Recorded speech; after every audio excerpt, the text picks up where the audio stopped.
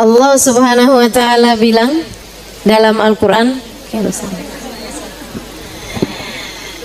A'udzu billahi minasyaitonir rajim, yamhullahu ma yasha'u wa yuthbit wa 'indahu ummul kitab. Kata Allah, Allah menghapus ataupun menetapkan nasib kehidupan manusia. Wa indahu ummul kitab, sebab dialah sang pemilik ummul kitab. Ummul kitab itu lauhil mahfud. Jadi Bu, ini saya kasih tahu. Kamu besok apa yang akan terjadi padamu, kamu nggak tahu. Kamu nggak tahu. Siapa yang tahu? Allah tahu, malaikat tahu. Sebagian hamba-hamba Allah ada yang diberitahu. Mereka bisa lihat catatannya. Sebab catatan nasib manusia itu tertulis di dalam sebuah kitab, di dalam sebuah tempat namanya Lauhul Mahfuz. Lauhul Mahfuz. Ada tuh di atas langit sana itu. Tempat yang sempat dilihat oleh baginda kita Nabi besar Muhammad sallallahu alaihi wasallam. Jadi nih adik-adik yang sampai datang umur hampir kepala 3. Kepalanya ada 3. Enggak, maksudnya umurnya ya Bu ya. Tapi belum datang juga jodohnya, kamu bertanya-tanya, kiranya apakah ada jodoh saya di dunia ini? Gak usah dijawab, ada katanya. Gak misal kamu bertanya-tanya. Nah ini nasib hidupmu nih, apakah nanti akan berjumpa dengan jodohmu ataukah sampai dengan meninggal dunia tak akan pernah datang jodohmu, misalnya gitu dunia ya. Sebab kalau di akhirat sih saya ngarepin semuanya pada nikah dah. Di akhirat semuanya saya harapkan berpasangan. Nih aminnya pada bingung gitu, diaminin apa enggak dia. Sedikit sekalian yang saya muliakan, tapi di dunia ini kan kita nggak tahu gitu. Nah, kamu nggak tahu, tapi Allah tahu. Termasuk juga nih adik-adik yang mungkin menjanda berapa tahun. Akankah datang kembali jodoh saya? Akankah akhir kehidupan saya Allah perkenankan saya untuk di bulan Ramadan berbuka dengan yang manis?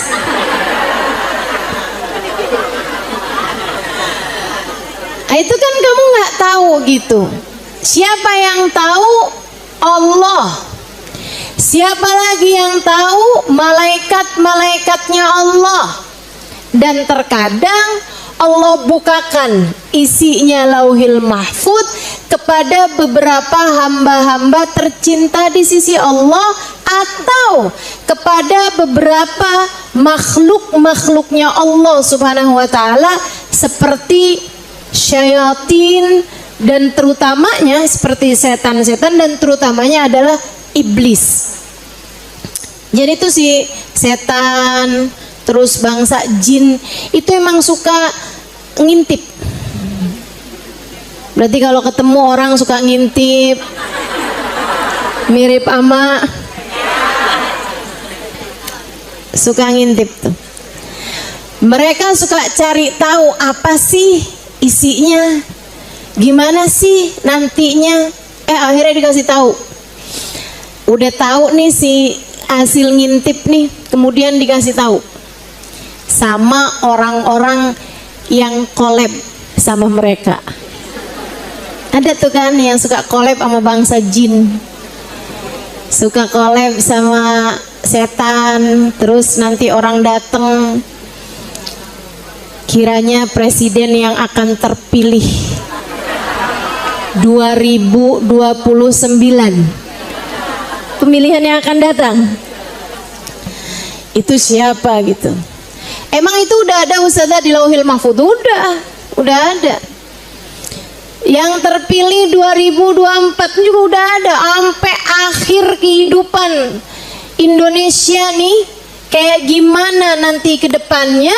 Nah, itu semuanya udah ada, catatan nasibnya Indonesia tuh udah ada, teman-teman, udah ada. Ada di dalam kitab namanya Lauhul Mahfudz.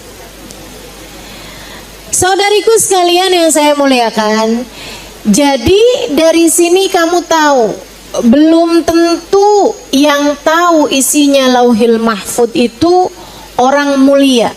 Kadang-kadang hasil ngintip tadi itu,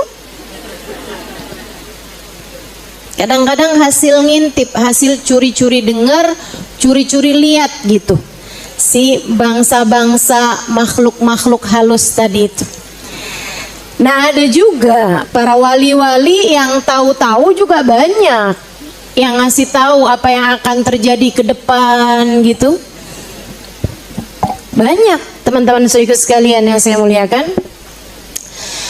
Tapi kalaupun, nih saya mau kasih tahu perkara penting.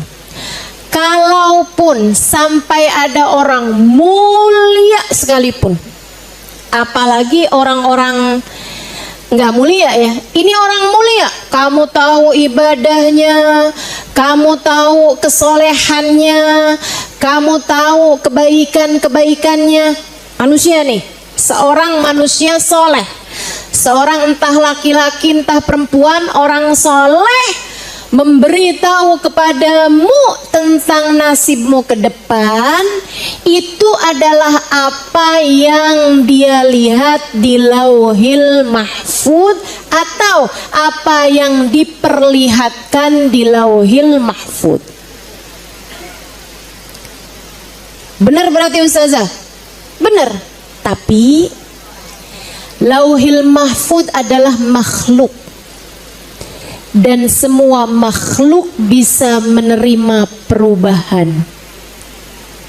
Ingat, Lauhil Mahfudz adalah makhluk, dan semua makhluk itu bisa menerima perubahan dan pergantian. Karenanya, kalau ada seseorang yang meramalmu, memberitahumu tentang masa depanmu, jika bahkan orang itu adalah orang soleh sekalipun, jika bahkan orang itu adalah seorang wali sekalipun, saudariku sekalian, apa yang ada di Lauhil Mahfudz dapat berubah, dapat berganti. Ini penting buat saya sampaikan. Kenapa gitu? Agar apabila ada kabar-kabar gembira yang disampaikan sama mereka, cukup sebagai kabar gembira saja, jangan sampai jadi sesuatu yang dapat memperdaya dirimu. Misal ibarat kata nih, ada seorang wali bilang, kamu adalah ahli surga. Misal, amin aja. Misal, ya. Misal ada seorang wali bilang, kamu adalah seorang yang tempatnya di akhirat nanti surga Firdaus yang paling tinggi. Amin lagi. Misal. Walaupun emang kayak nggak pernah juga ya ada seorang wali apalagi gitu yang ngasih tahu kita hal yang seperti itu, tapi andai ada yang kayak begitu, itu cukup jadi kabar gembira aja, menunjukkan bahwa jalanmu sudah benar. Akan tetapi jangan membuatmu jadi terpedaya. Kayak yang maksiat berarti nggak apa-apa nih, nyolong duit laki kagak apa-apa nih, jewer-jewer anak gitu ya, ngata-ngatain suami gitu kan, ngata-ngatain orang gitu, kayak nggak apa-apa nih, udah surga ini. Jangan, Jangan pernah terpedaya, sebab seperti apapun ya, kayak apapun yang disampaikan sama orang soleh sekalipun, yang paling mentok yang dia bisa lihat adalah Lauhul Mahfud. Dan Lauhul Mahfud, sekali lagi saya ingatkan, meskipun ia adalah kitab berisi nasib kehidupan, tapi ia adalah makhluk, dan makhluk seperti apapun tinggi nilainya tetap aja dapat menerima perubahan sesuai dengan firman Allah yang tadi telah saya sampaikan. A'udzubillahi minasyaitonirrajim. Yamhullahu ma yasha'u wa yuthbit wa indahu ummul kitab. Allah dapat menghapus ataupun dapat menetapkan apa yang telah tertulis di Lauhul Mahfud. Allah bisa menetapkan ataupun menghapuskan apa yang telah tertulis di Lauhul Mahfud. Makanya saya pernah diceritakan guru saya, salah satu kiai di Jawa Tengah sini. Dia bilang ada seorang ahli tauhid, ahli ibadah pada Allah. Dia ibadah aja gitu. Ibadah aja dia. Satu hari dia datang kepada seorang kiai, ahli ibadah yang ngerti ilmu tauhid. Kenapa kamu harus beribadah kepada Allah? Karena Allah adalah zat yang semestinya diibadahi. Jadi dia bukan karena ngarep surga, bukan karena ngarep neraka, nggak ada apa-apa. Urusannya saya hamba, saya ibadah sama Allah, udah gitu aja. Diibadah aja gitu.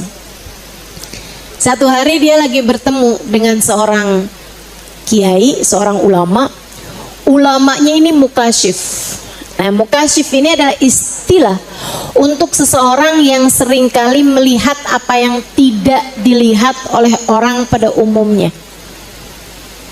Ya, kamu ketika ngelihat muka saya, kamu nggak ngelihat apa yang ada dalam pikiran saya, bukan?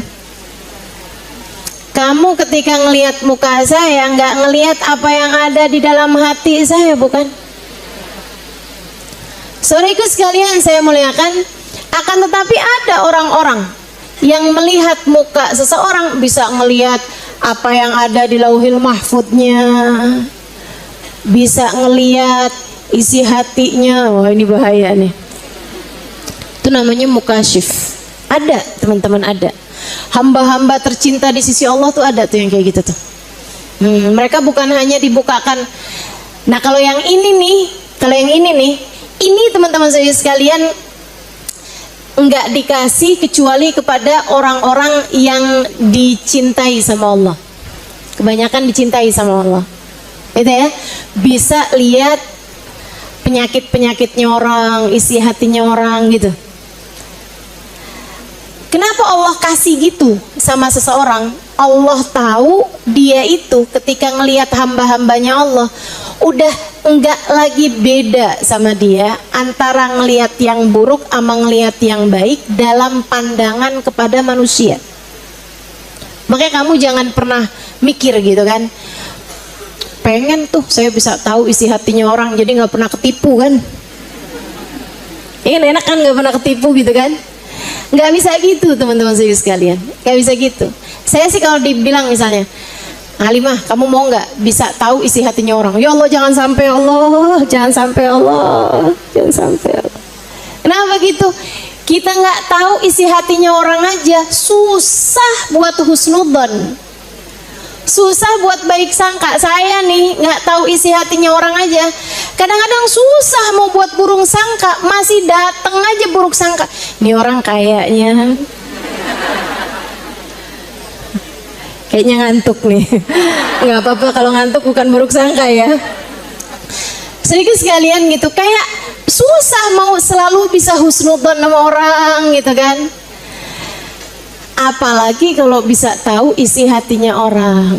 Makanya udah dah, saya nggak mau dikasih hal-hal begituan sama Allah Subhanahu wa taala. Biarkan kita jadi orang yang berusaha belajar untuk terus bisa dapat ridhonya Allah Subhanahu wa taala insyaallah. Amin. Akhirnya si kiai ini, ulama yang didatengin sama ahli tauhid tadi ini, abid mukhlis khalis lillah, dia ibadah pada Allah Subhanahu wa taala hanya karena ibadah kepada Allah. Si abid ini tadi datang di majelisnya seorang kiai. Kiainya begitu melihat, habis selesai majelis dia bilang, maaf sekali, saya ngelihat kamu nih orang baik banget, tapi saya sedih banget ngelihat lauhil mahfud kamu ketulis di situ kamu sebagai ahli neraka. Abid nih dikasih tahu kayak begitu. Jadi sekalian saya muliakan, dia bilang begini nih, innalillah wa inna ilaihi raji'un. Bukan artinya wah musibah besar nih, bukan, tapi semua punya Allah dan hanya kepada Allah kita kembali. Dia bilang, kita kan cuma wajib ibadah ya kiai ya, ibadah mah ibadah aja. Allah mau taruhkan saya di mana itu haknya Allah Subhanahu wa taala. Ini keren nih, keren banget. Dia bilang, kiai, saya kiai lebih senang ditaruh di neraka dalam keadaan taat. Hidup saya taat, Allah kembalikan saya ke neraka, saya nggak apa-apa, daripada Allah masukkan saya ke dalam surga sementara hidup saya bergelimangan dengan dosa dan maksiat. Saya bayangin hidup di dunia penuh gelimang dosa dan maksiat. Andai seperti itu, kemudian saya dimasukkan ke dalam surga, dengan muka seperti apa saya menghadap Allah Ta'ala. Kiainya merunduk, belajar ikhlas. Dia bilang, bener nak, bener banget. Habis selesai ngobrol-ngobrol tadi nih, ahli ibadah tadi nih jalan. Saat dia jalan, kiainya lihat lauhil mahfud dia berubah min ahli firdausul a'la.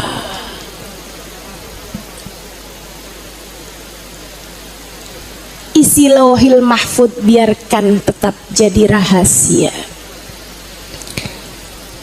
Rahasia Allah Subhanahu wa ta'ala. Nggak usah sok-sokan pengen tahu.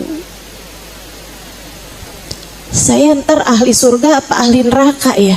Udah nggak usah sok-sokan pengen tahu, biarin aja. Tugas kita ibadah kepada Allah. Tugas kita cinta sama Allah. Tugas kita mendekat sama Allah. Tugas kita taat sama Allah. Tugas kita hormat sama Allah. Tugas kita syukur sama Allah. Itu tugas kita.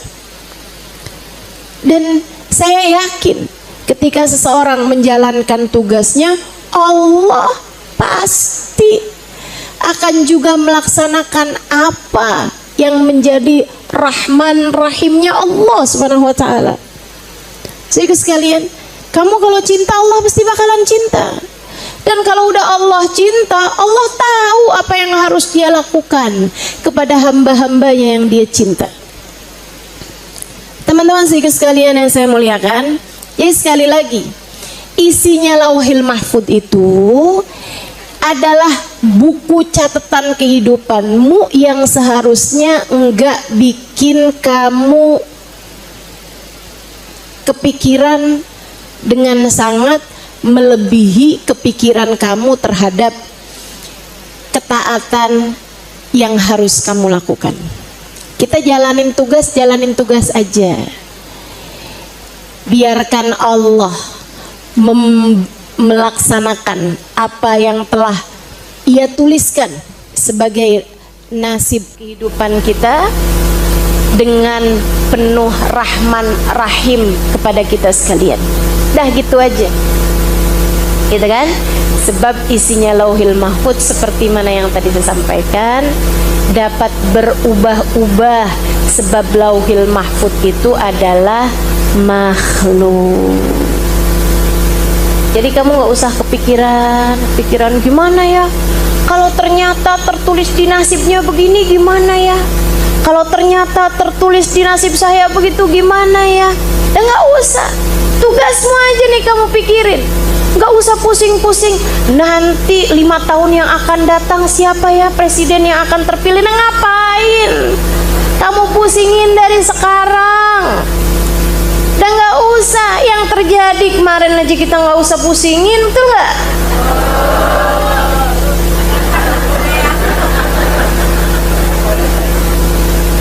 Bisnya kesel ustazah. Katanya mak-mak Tanah Abang nih. Bu, ingat, siapapun presidennya yang ngasih kita rezeki namanya. Ingat, yang ngatur nasib kita namanya. Ingat, yang ngasih sehat, ngasih sakit namanya.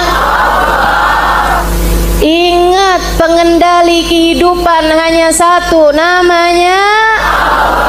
Yang ngasih kita hidup, yang menentukan kapan kita mati namanya Allah. Nggak pernah berubah dari sejak presidennya siapa juga.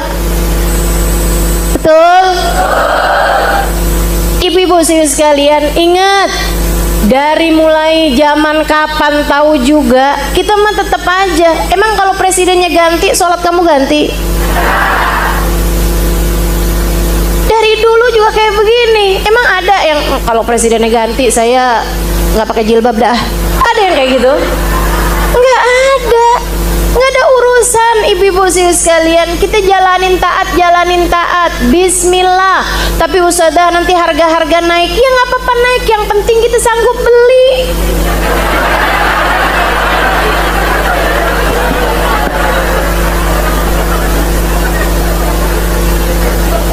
Betul gak?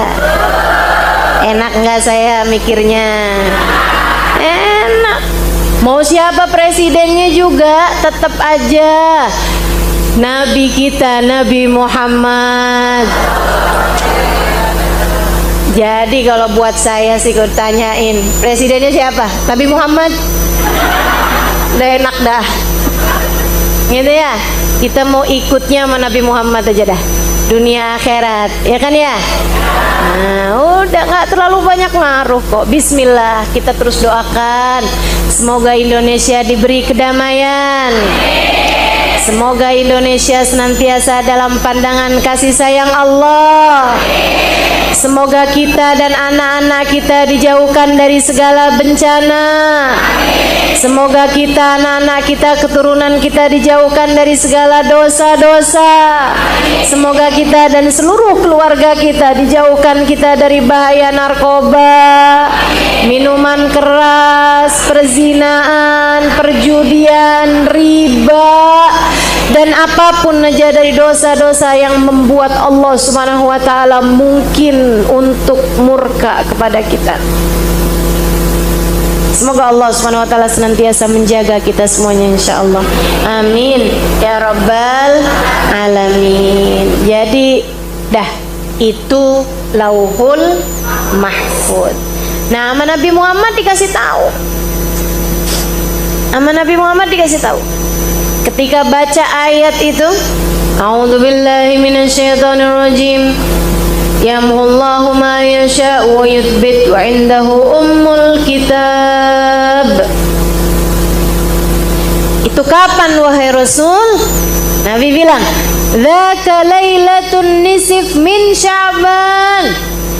Perubahannya Lauhil Mahfuz tuh bisa banyak, berganti-ganti. Sepanjang tahun tuh bisa kapan-kapan ganti aja isinya Lauhil Mahfuz. Makanya kata Nabi Muhammad, la yarudul qada illa doa. Nggak ada yang bisa ngerusak, ganti ketetapan-ketetapan Allah yang ada di Lauhil Mahfuz selain doa. Jadi setiap kali kita doa bisa berganti tuh isinya Lauhil Mahfuz.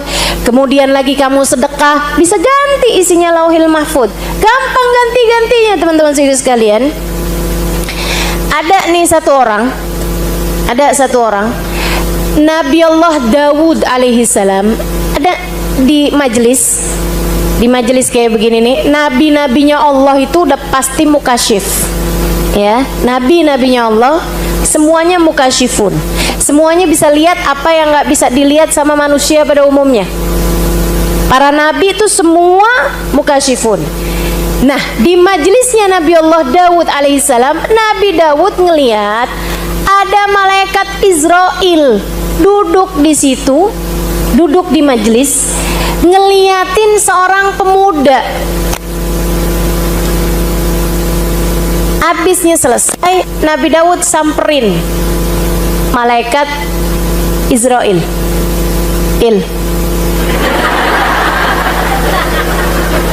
Habis bingung manggilnya, coba apa coba? Malai. Nggak enak banget ya. Kamu tadi ngeliatin pemuda itu mulu kenapa? Kata malaikat Israel, itu umur masih muda tapi sisa 3 hari lagi aja. Hidupnya hanya tinggal 3 hari lagi aja. Oh, udah tuh. Dapat 3 minggu, Nabi Allah Daud ngelihat pemuda itu masih hidup. Itu apa salah apa gimana tuh ya? Malaikat Israel disuap apa gimana nih?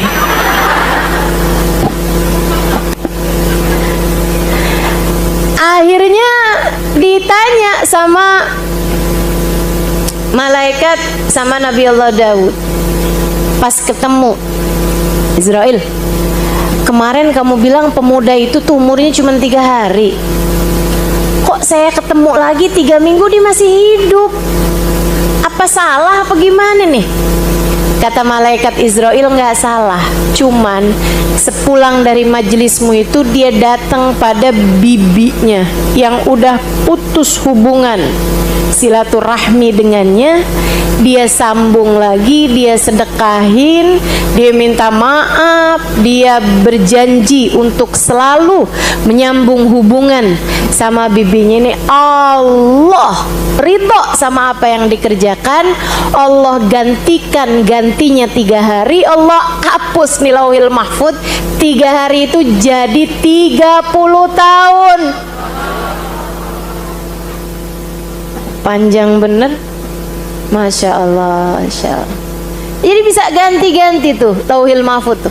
Yang bisa ngegantiin lauhil mahfud macem-macem. Bisa sedekah kayak yang tadi saya sampaikan, bisa nyambung silaturahmi, ya kan? Bisa doa, bisa juga didoakan oleh orang lain. Sebab doanya orang lain tuh seringkali lebih mustajab. Karena nggak egois kan. Kalau doain diri sendiri kan banyak egoisnya kan, gitu. Nah itu jadi banyak hal-hal kebaikan-kebaikan yang bisa merubah isinya lauhil mahfud. Nah, Nabi Muhammad cerita di antara waktu di mana Allah paling banyak merevisi lauhil mahfud, katanya Nabi Muhammad, dzaka lailatun nisf min Sya'ban. Ini banyak terjadinya pada malam nisfu Sya'ban. Ya kita manfaatin juga. Perubahan-perubahan mudah-mudahan baik. Allah rubahkan apa yang tertulis di lauhul mahfud. Gitu. Saudaraku sekalian yang saya muliakan, Ustazah, apa yang paling banyak bisa ngerubah isinya lauhil mahfud? Selain daripada doa di malam nisfu, itu juga hal yang besar. Tapi ada lagi nggak hal lain yang bisa merubah isinya lauhil mahfud? Ada. Yang terbesarnya adalah syafaat berkah dari orang-orang mulia di sisi Allah. Ini nih, keren-keren. Para wali-walinya Allah Subhanahu wa taala. Maka itu sebabnya kenapa kita perlu cinta kepada hamba-hamba tercinta di sisi Allah Subhanahu wa taala. Saya mau ceritakan satu kisah tentang Sayyidina Syekh Abu Bakar ibn Salim alaihi ridwanallah. Sedikit sekalian saya muliakan, ada satu anak muda, dia datang ke banyak guru. Tiap kali datang kayak mau mondok pesantren, mau berguru gitu. Guru yang didatengin ngeliatin dia, "Duh, minta maaf nak, saya pesantrennya udah penuh, udah nggak bisa nerima santri lagi." "Baik guru, pergi lagi." Terus datang lagi ke syekh yang lain, datang ngomong, "Saya mau belajar di sini." Syekhnya bilang, "Maaf nak, saya itu udah punya beberapa santri, lagi nggak mau nambah lagi sama santri yang lain, saya mau konsentrasi sama yang ini aja." "Ya baik guru." Datang lagi ke yang lain, begitu juga, semuanya nolak. Sudah datang ke sekitar 7 guru, semuanya nolak. Baratnya nih udah datang 7 pesantren nih, semuanya nolak dia. Sampai kemudian datanglah dia kepada Sayyidina Syekh Abu Bakar ibn Salim. Katanya Syekh Abu Bakar bin Salim, begitu datang ketemu sama Syekh Abu Bakar bin Salim, Syekh Abu Bakar bin Salim langsung bilang gini, "Gimana nak, kamu sudah ditolak sama berapa guru sebelum saya?" Dia bilang, "Iya Syekh, saya udah ditolak sama Syekh ini, Syekh ini, Syekh ini, Syekh." "Kamu tahu kenapa mereka menolak kamu?" Dia bilang, "Nggak tahu Syekh, katanya sih pondoknya udah tutup, ada yang kasih tahu gitu." Kata Syekh Abu Bakar bin Salim, "Nggak begitu nak, mereka menolakmu karena di dahimu tertulis syaqi, orang yang celaka, atau tepatnya calon ahli neraka." Kata Syekh Abu Bakar bin Salim, "Dan tadi malam sebelum kedatanganmu hari ini kepadaku, aku berdoa memohon kepada Allah Subhanahu wa Ta'ala agar mengganti syaqi yang ada pada dirimu dengan Sa'id, calon orang yang beruntung, calon penghuni surga Allah." Dan Allah mengijabahnya. Maka ahlan wa sahlan kepadamu nak, silahkan bergabung dan belajarlah bersamaku di sini. Itu para wali-walinya Allah, para wali-walinya Allah. Isinya rahmat, sebab mereka pengganti baginda Nabi besar Muhammad, yang mana baginda Nabi besar Muhammad Allah mengatakan tentangnya, "A'udzubillahi minasyaitonirrajim, wa ma arsalnaka illa rahmatan lil alamin." Tidaklah kami utus engkau wahai Nabi Muhammad melainkan sebagai bentuk kasih sayang kami di atas muka bumi ini. Gitu kata Allah buat Nabi Muhammad, "Kami utus engkau sebagai kasih sayang kami ke atas muka bumi." Maka Nabi kerjaannya terus saja doain orang dapat hidayah, doain orang dapat hidayah, doain orang dapat hidayah, terus kayak begitu. Walaupun disakitin, walaupun berdarah-darah kakinya, walaupun tanggal giginya, walaupun robek dahinya, walaupun apa yang terjadi, Nabi Muhammad doanya, "Allahumma hdi qaumi fa innahum la ya'lamun." Kasih hidayah aja semuanya ya Allah, sayangi aja semuanya ya Allah, ampuni aja semuanya ya Allah, rahmati aja semuanya ya Allah. Itu Nabi Muhammad. Para wali-wali itu jadi kayak begitu juga. Mereka adalah ahli-ahlillah, mereka adalah penerus-penerus rahmat Allah Subhanahu wa Ta'ala di atas muka bumi. Jadi kalau kamu ketemu sama orang, terus orangnya itu ngasih tahu kamu hal-hal yang bikin kamu takut, udah nggak usah ikut, nggak usah ikut. Kalau kamu belajar sama orang, orangnya terus bilang, "Kamu kalau nggak datang 3 kali ke majelis saya, kamu bakalannya celaka," udah nggak usah hadir sekalian. Karena nggak gitu. saya banyak berjumpa dengan para kekasih-kekasih Allah Subhanahu wa taala, teman-teman sekalian, dan isi dari lisan-lisan mereka adalah kasih sayang. Isi lisan-lisan mereka adalah kasih sayang. Apalagi kalau itu adalah hal yang dilarang dalam Islam. Misalnya ada seorang ustadz manggil santri perempuannya, berdua-duaan, suruh buka jilbab depan dia, suruh buka aurat depan dia. Kalau kamu nggak nurut sama saya, kamu bakalan ilmunya nggak manfaat. Nggak apa-apa, nggak manfaat ilmunya dia, nggak apa-apa. Kenapa gitu? Di atas syariat agama Allah nggak ada ajaran apapun. Ajaran agama Allah di atas segalanya, teman-teman sekalian. Ada orang ngomongnya nakut-nakutin, celaka lah kalau nggak ini, kalau kamu nggak ngasih saya 10 juta, nanti kamu akan keluar dari sini kecelakaan. Jangan kasih sekalian, jangan kasih. Tapi kamu juga jangan takut, jangan takut. Kenapa gitu teman-teman sekalian? Sebab orang tercinta di sisi Allah tuh nggak gitu, nggak nakutin. Percaya saya, kamu kalau ada yang ngeramal hal-hal yang buruk-buruk sama kamu, jangan percaya, jangan percaya. Kalau kamu masih takut juga, sedekah bisa ngangkat segala bala. Udah gitu aja. Sedekah kan emang nggak pernah salah juga, betul nggak? Jadi saudara sekalian, nah itu tuh apa yang ada di dalam kitab Lauhul Mahfud. Nah nanti nih malam nisfu banyak sekali Allah ubah catatan-catatan nasib umat manusia.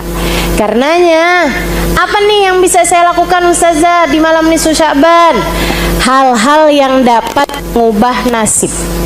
Apa tuh? Sedekah. Apa tuh? Istighfar.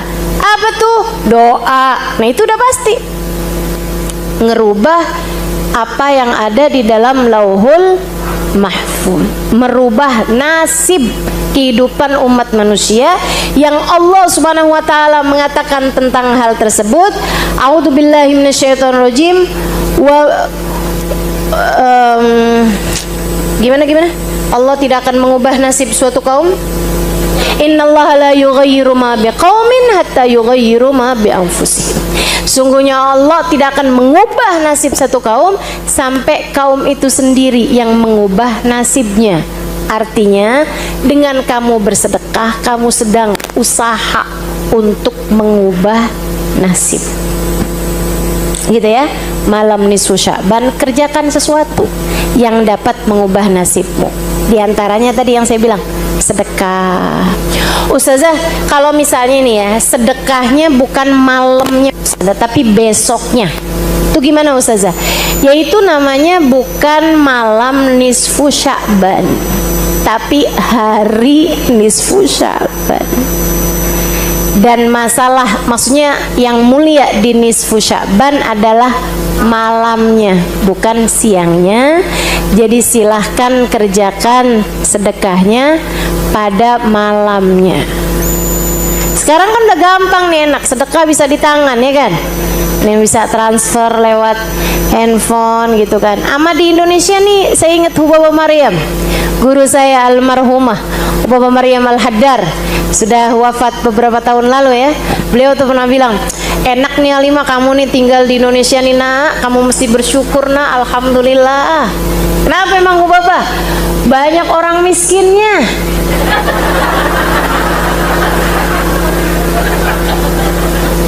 Ini emang kadang-kadang kita nih sama cara berpikirnya para wali suka rada heran gitu, suka nggak nyambung gitu. Saya bilang, maksud Hubaba enak di mananya? Ya enak kan nak, kamu bisa sedekah kapan aja. Iya juga ya. Kamu bisa sedekah kapan aja, Halimah, enak, asal keluar rumah kamu udah bisa sedekah. Kadang-kadang dalam rumah aja kamu bisa didatengin pengemis, bisa gampang sedekah. Kamu tahu nak, saya ini susah kalau mau sedekah di Madinah pakai pergi dulu ke haram. Kata tanah haram gitu, pergi dulu ke Masjid Nabawi gitu untuk bisa bersedekah gitu, karena tetangga-tetangga semua orang-orang mampu semua, jadi mesti jalan agak jauh buat bisa bersedekah. Masya Allah nih ya, jadinya alhamdulillah gitu kan, malam nisfu Sya'ban jangan lewatkan sedekah tuh. Kemudian lagi jangan lewatkan apa tadi? Istighfar. Sebab istighfar itu juga gitu. Kata Allah Subhanahu wa taala, "Wa ma kana Allahu liyu'adzibahum wa anta fihim wa ma kana Allahu liyu'adzibahum wa hum yastaghfirun." Allah tidak akan mengadab satu kaum selagi engkau wahai Nabi Muhammad bersama dengan mereka, dan Allah tidak akan mengadab satu kaum selagi mereka wahai Nabi Muhammad senantiasa beristighfar. Nah, itu ngangkat balak-balak istighfar, dibanyakin istighfar. Malam nisfu Sya'ban. Ama yang ketiganya perbanyak doa. So ikut sekalian, nah untuk doanya diajarin sama para ulama-ulama kita. Wallahu a'lam, ada yang mengatakan marfu'an anin Nabi sallallahu alaihi wasallam. Ada yang mengatakan ini juga marfu'an tuh ya, kayak nyampe gitu sanadnya ke Nabi Muhammad. Ada juga yang mengatakan nggak nyampe ke Nabi Muhammad, akan tetapi ini amalan dari para sahabat. Ada yang mengatakan amalan dari para tabi'in, ada yang mengatakan amalan dari para ulama. Ala kulli hal, mau itu amalannya sahabat, mau itu amalannya tabi'in, apalagi jika itu amalannya Nabi Muhammad, saya tidak berniat untuk meninggalkan. Saya akan mengerjakannya. Kenapa? Semuanya sama-sama perlu buat ditiru. Jika itu amalannya ulama, ya kita perlu niru dong sama ulama. Jika itu amalannya sahabat, ya kita perlu dong niru sahabat. Apalagi jika itu adalah apa yang diajarkan oleh Nabi Muhammad. Anda ini nggak diajarin sama Nabi, nggak diajarin sama sahabat, nggak diajarin sama tabiin, tapi diajarin sama guru saya, dan sesuatu yang diajarkan itu adalah sesuatu hal yang bagus, kenapa nggak kita kerjain? Betul nggak? Nih ibu-ibu nih, misalnya saya nih bu nih, saya ngajarin sama ibu-ibu nih, bu, ibu nanti ya bu ya, ibu gimana kalau misalnya ibu setiap kali keluar dari rumah, orang miskin pertama yang ibu lihat, ibu sedekah.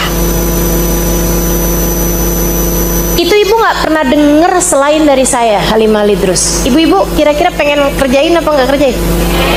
Pengen kerjain. Kenapa gitu? Soalnya yang saya ajarin barang bagus. Lain kalau yang saya ajarin, bu, ibu ya, nanti setiap tanggal 10 ibu beli ayam,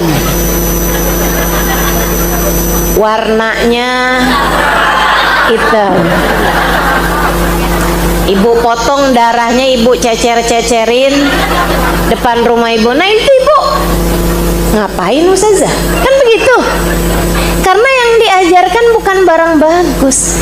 Ini yang diajarkan nih barang bagus, bu. Saya mondok 12 tahun, dari mulai pondok habaib di Indonesia, pondok kiai di Indonesia, sampai pondok habaib di Hadramut. Dan saya juga belajar juga, banyak dapat ilmu juga dari Sayyidil Habib Zain bin Smith di Madinah. Ini banyak nih ulama-ulama saya datengin, saya pelajarin ilmu-ilmu dari mereka. Sama bu, sama. Kalau malam nisfu Sya'ban ngajarinnya semuanya sama. Baca Yasin 3 kali. Semuanya sama ngajarinnya. Nah kan saya jadi yakin. Dan saya yakin juga nih ibu-ibu nih yang jalanin agama udah dari lama. Maksudnya yang emang dari kecilnya tuh lingkungannya tuh lingkungan beragama dengan baik gitu, hadir-hadir pengajian gitu ya. Nah saya tanya dah, dari ibu kecil biasa nggak kalau malam nisfu Sya'ban ngapain? Baca Yasin. Baca Yasin. Malahan yang ibu dengar nggak boleh baca Yasin malam nisfu Sya'ban, itu bid'ah. Dengernya udah lama apa baru-baru bu?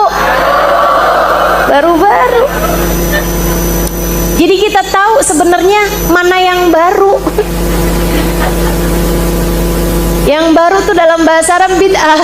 Jadi kita tahu mana yang baru gitu kan. Yang baru tuh yang bilang bahwa baca Yasin malam nisfu Sya'ban itu adalah baru gitu. Ini yang baru malahan. Jadi sekalian saya mulaikan. Jadi semuanya ngajarinnya sama, baca Yasin malam nisfu Sya'ban. Dulu Mbah Mun, Kiai Haji Maimun Zubair ngajarin sama. Dulu Habib Hasan Baharun di Darul Lughah Dakwah ngajarinnya sama. Kita tiap malam nisfu Sya'ban baca Yasin 3 kali. Abah saya dari sejak saya kecil ngajarinnya sama. Kemudian saya belajar di Daruz Zahra Tarim Hadramut, Habib Umar ngajarin sama. Orang setarim ngajarin sama, malam nisfu Sya'ban baca Yasin. Habib Zain bin Smith ngajarin sama, Madinah sama, semuanya sama, baca Yasin 3 kali. Dari Mekah Sayyid Muhammad bin Alwi bin Abbas Al-Maliki ngajarin sama, baca Yasin 3 kali di malam nisfu. Pakai niatan-niatan yang tersendiri. Yasin yang pertama niatin rezeki, biar yang halal, yang thayyib, yang berkah. Kamu baca Yasinnya dengan niatan seperti itu, rezeki yang zahir dan batin. Bu, rezeki itu bukan cuman melulu urusan uang, bukan cuman melulu urusan rumah, pakaian, makanan, sandang, pangan, papan, bukan. Tapi punya anak yang sehat-sehat itu juga rezeki. Punya anak yang soleh-soleh itu juga rezeki. Punya suami yang sayang itu juga rezeki. Punya hati yang qanaah itu juga. Punya teman-teman yang baik-baik itu juga. Punya guru yang bisa ngasih tahu mana yang benar, mana yang nggak benar itu juga rezeki. Punya rasa hati yang bagus kepada Allah, kepada Rasulnya itu juga rezeki. Punya ilmu yang bermanfaat itu juga rezeki. Dibangunin sholat malam itu juga rezeki. Kesehatan badan kita itu juga rezeki. Banyak rezeki. Jangan cuman urusan uang aja yang kamu minta. Rezeki zahir batin, rezeki dunia, rezeki agama, semuanya kita minta pada Allah Subhanahu wa taala. Kemudian yang kedua, kamu baca Yasin. Urusan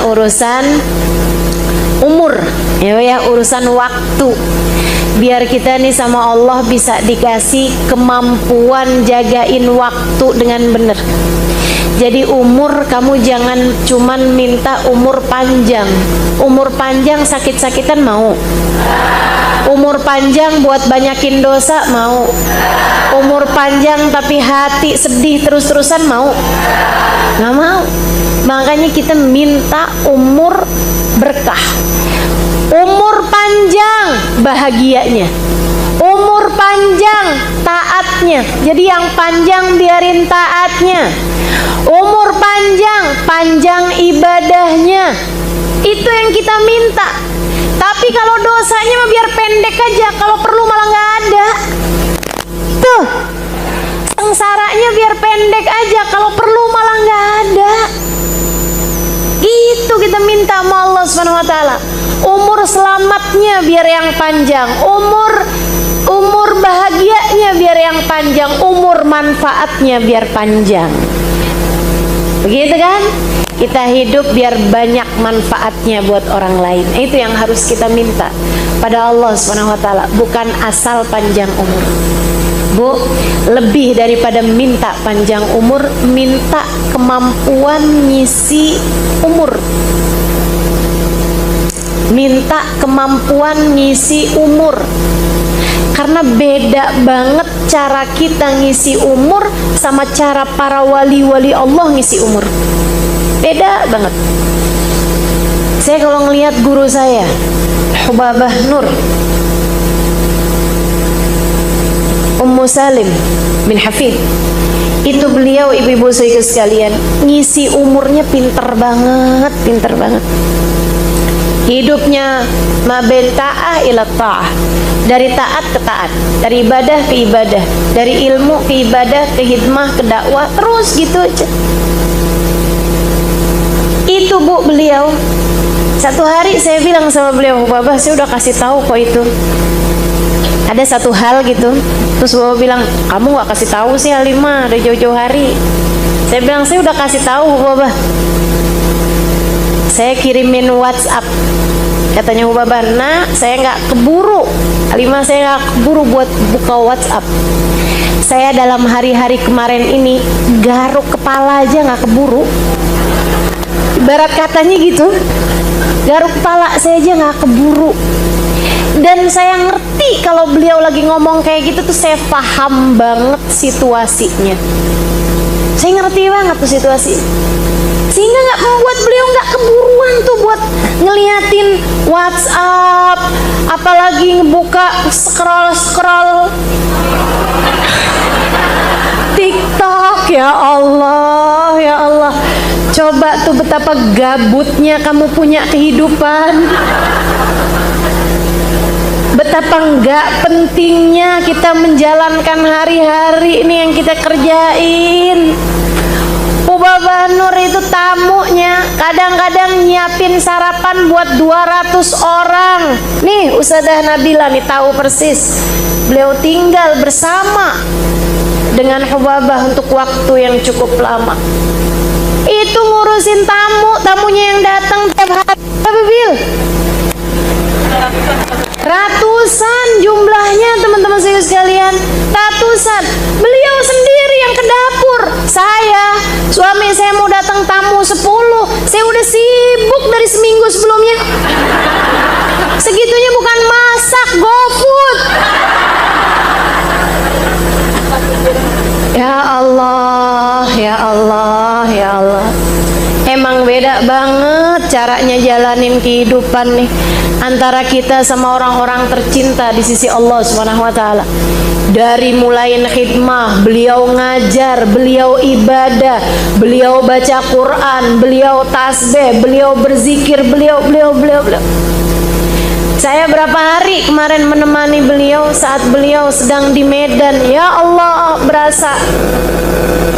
berasa remahan rengginang di Kalengkongguan. Sambil saya mikir, orang Indonesia harap bersabar. Jatahmu dari seorang ustazah hanyalah Halimah Halidrus. Mohon maaf. Masya Allah, Masya Allah.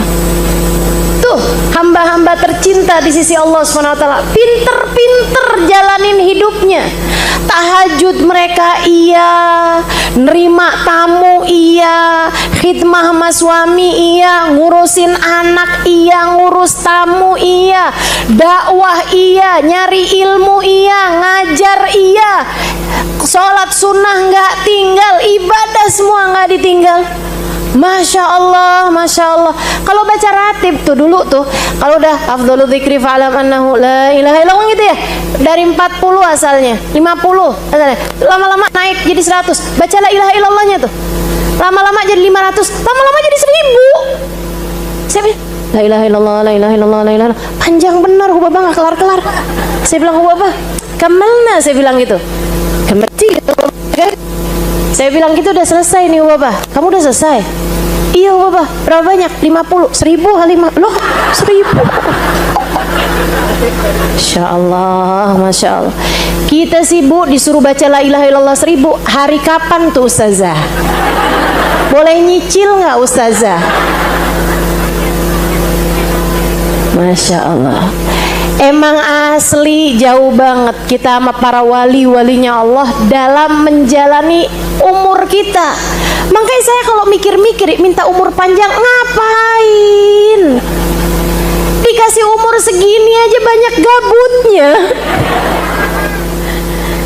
Dikasih umur segini aja banyak kita kerjain hal-hal yang gak manfaat gitu. Saudariku sekalian yang saya muliakan, kalau para wali minta umur panjang tuh saya masih kayak yang iya bener banget tuh, harus panjang umurnya, harus panjang umurnya. Karena kalau yang model-modelan, kamu minta panjang umur, ngapain? Makanya dah, lebih daripada minta panjang umur, mendingan kamu minta, ya Allah, karuniakanlah kepada kami kemampuan mengisi umur kami dengan cara yang terbaik. Ajarkan kami bagaimana mengisinya dengan cara yang terbaik, ya Allah.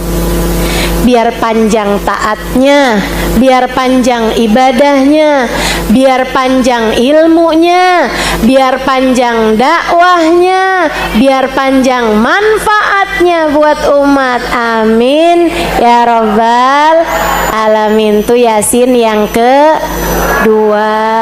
Nah, Yasin yang ketiganya teman-teman, kita minta sama Allah SWT, dan ini yang paling penting, hal yang paling saya takutkan, hal yang paling saya ngeri. Kita minta sama Allah dengan Yasin yang ketiga agar Allah anugerahkan kepada kita saat kematian kita tiba, kematian dalam husnul khotimah. Apa artinya? Mati dalam keadaan bawa iman, mati dalam keadaan bawa Islam. Ustazah kenapa ngeri? Ngeri saya. Kenapa gitu? Sebab belum tentu. Saudaraku sekalian yang saya muliakan, belum tentu. Guru kami Sayyidil Habib Umar bin Hafid, guru kita Sayyidil Habib Umar bin Hafid mengatakan, katanya beliau nih, banyak banget orang yang hidup di antara umat Islam, tinggal di perumahan umat Islam, berkawan dengan umat Islam, mati di lingkungan umat Islam, dikafani dengan kafan umat Islam, dimandikan dengan cara mandinya umat Islam, disolati di masjid-masjid orang Islam, dikuburkan di pekuburan orang Islam. Akan tetapi di dalam kubur dia tidak dianggap oleh Allah sebagai orang yang beriman. Di hadapan Allah ia tidak dianggap sebagai orang yang beriman. Tar di akhirat ketika Nabi Muhammad menggiring umatnya, dia tidak termasuk di antara mereka itu. Saudariku sekalian, jangan sampai kita menjadi salah satu di antara mereka.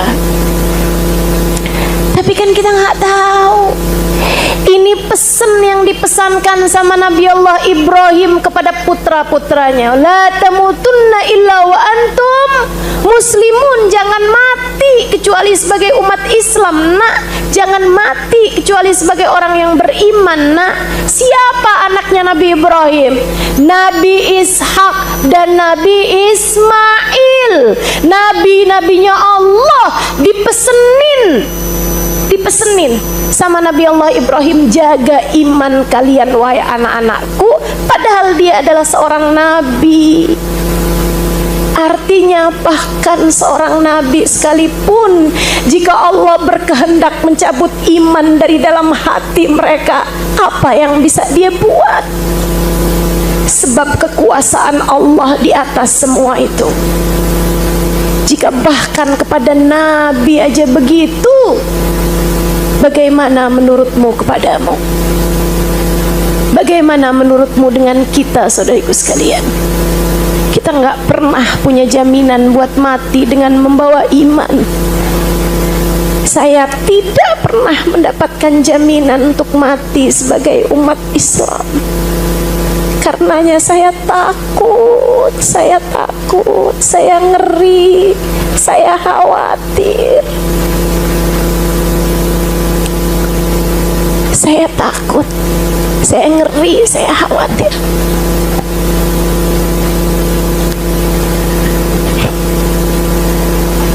Nabi Allah Zakaria alaihissalam, nabinya Allah, dikejar kaumnya sembunyi dalam pohon, dalam sebuah hutan. Iblis ngasih tahu sama orang yang ngejar dari umatnya, tuh Zakaria sembunyi dalam situ. Umatnya bawa gergaji, gergaji dari atas sampai ke bawah. Ketika nyampe gergaji tersebut di atas kepalanya, Nabi Allah Zakaria teriak, "Ah!" Sakit dong. Gergajiin tengkoraknya. Nabi Zakaria teriak. Allah berkata, "Wahai Zakaria, kenapa kamu berteriak seperti itu?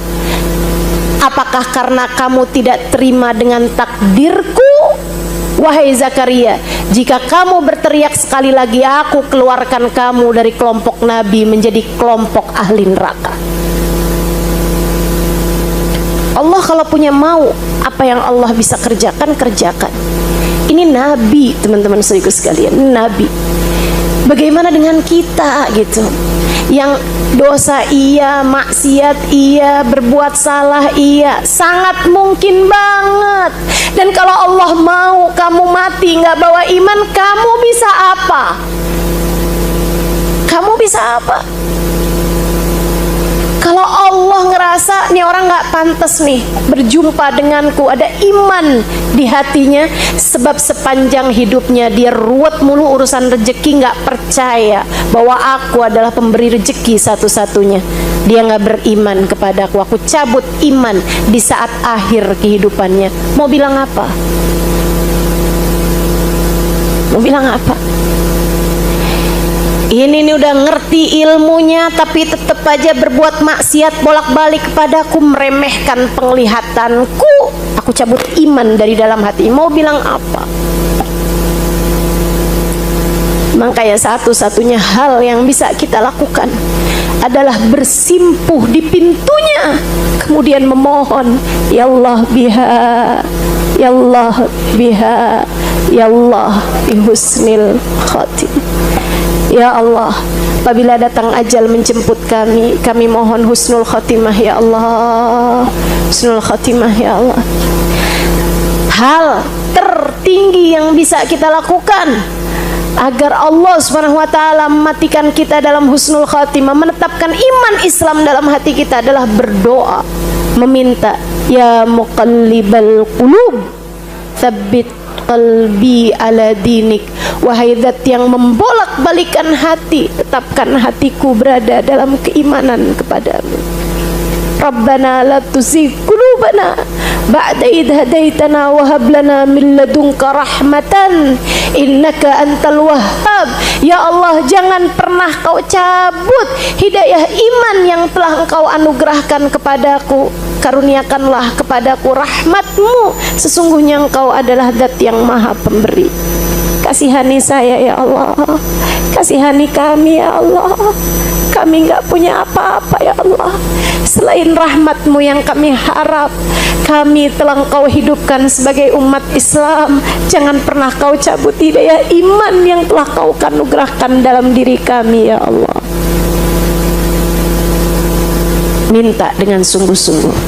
Di Yasin yang ketigamu, niat, ya Allah, kami baca Yasin yang ketiga ini dengan niat mati dalam husnul khotimah. Kau anugerahkan kami ya Allah, hidup sebagai umat Islam, mati sebagai umat Islam ya Allah.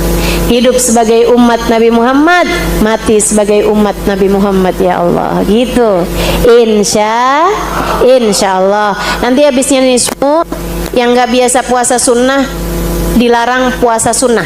Nah, tapi kalau puasa wajib, puasa hutang, nah itu kamu harus tetap bayar teman-teman sampai hari terakhir di bulan Sya'ban ya. Kalau puasa wajib tetap harus cepet-cepet dibayar sebelum datang Ramadan yang berikutnya.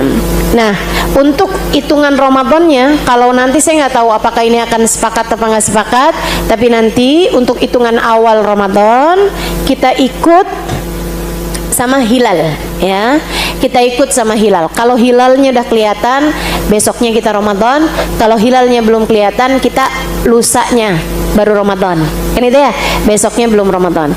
Nah, karena kita nggak punya teropong buat lihat hilal, kita ikutan pengumuman pemerintah yang lihat hilal. Kamu jangan bilang tapi pemerintahnya korupsi ustazah, itu urusan lain ya.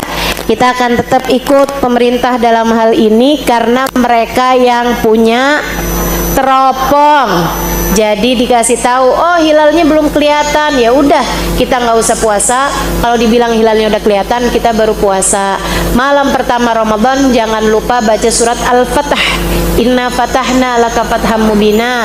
Kalau bisa di dalam sholat, di sholat sunnah ba'diyah isya misalnya, itu bagus. Tapi kalau nggak bisa, yang penting baca surat Al-Fatahnya di luar sholat pun juga nggak apa-apa. Inna fatahna laka fatham. Berapa ayat sudah? Semua ya, sekitar 2 lembar itu ya. Kemudian selama bulan suci Ramadan, puasanya yang benar, tarawehnya jangan tinggal, bacaan Qur'annya juga jangan tinggal.